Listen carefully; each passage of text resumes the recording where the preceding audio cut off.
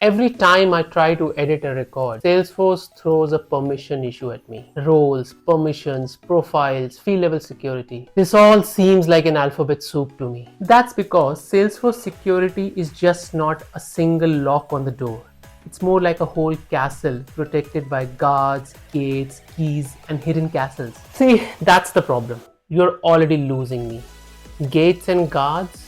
I just need to know why I can't edit the record. Okay, if the normal explanation sounds boring, let me spice it up a bit for you. Let me transport you into another world. One with knights, castles, bannermen, and dragons. Wait. Castles and dragons, like Game of Thrones. Exactly. Salesforce Security explained through Westeros. Picture the world of Winterfell. Castles rise on hilltops, houses swear fealty to kings, and alliances decide who may enter a castle and who remains outside. Believe it or not, this feudal fantasy mirrors how data is protected in Salesforce. Let's fly to Winterfell. Eddard Stark, the Lord of Winterfell, is anointing Jon Snow as a knight today. People from all over the realm will be visiting. The Winterfell castle is akin to your Salesforce org. Just like gates and guards protect who enters the castle, login hours, IP ranges, SSO, MFA, session settings control who can access your org. Let's move inside. The castle has many rooms: the armory, the library, the great hall.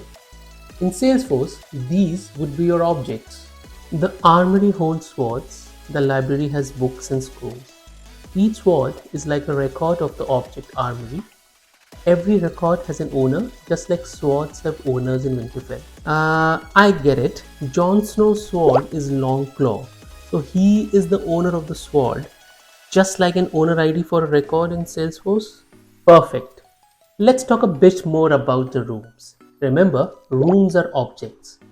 Not everyone is allowed access to all the rooms. A knight, for example, may not be allowed in the Great Hall where the king lives, but can go to the armory or the library. So being a knight grants some rights. This is similar to what Profile does for a user in Salesforce. It also decides if a knight can take that valuable Valyrian steel and craft it into a new sword, or discard one that's past its time. Let me guess. These are CRUD rights: create, read, update, and delete. So a profile gives user access to an object and if they can create or delete them. Glad this is making sense. Now let's head back to Jon Snow. Jon Snow is the owner of Longclaw and he has just been made a knight. So he can create more swords. However, what about existing swords in the armory? What about them? I thought the knight profile gives him the right to create and edit them. No, that's actually governed by the organization-wide shading defaults, or OWD. It defines the default access users have to records they don't own. Remember, Jon Snow only owns Longclaw, not the other swords in the armory. Picture the armory with its doors wide open. Knights can wander in and study the swords, but not touch them. That's public read only. Now imagine the war horn sound. The Greyjoys are at the gates of Winterfell. Chaos erupts, and in that instant, every knight is allowed to storm the armory, seize any sword, and fight for survival. That's public read, right? So private must mean hide my sword from everyone except me, the owner. Bingo! The profile decides what you can do with the swords you own in that room. But OWD, that dictates what you can do with swords you don't own. Usually the armory is kept private, only the owner has control. But the library, that might be set to public read so others can still browse. Makes sense, keep the library public read so everyone who has access can read the scrolls and books. Let's stay in the library for the minute. Picture a scroll describing how Valyrian steel is made, the fire and blood rituals, every secret detail. For most readers, part of that scroll are blacked out to keep the secret safe. But the king, he can and should read it all. That's field level security. Okay, I get it. So I can access the library, pick up any scroll to read, but some information in it may be hidden from me via field level security.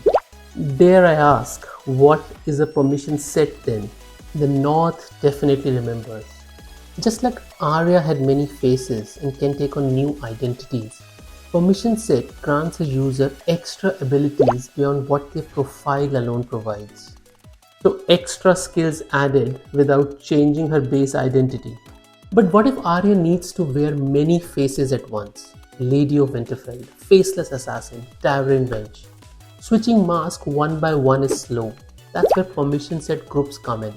A bundle of abilities activated in one shot. So a ready-made pack of skills, like an Arya Go bag. Exactly. One last piece. Not all Starks are equal. Lords sit above knights who sit above the commoners. That's your role hierarchy. It decides who can see down the chain. Ned Stark can see what Jon Snow sees, but not the other way around. The roles are like a feudal rank. Higher up the ladder, more visibility into the bannermen below.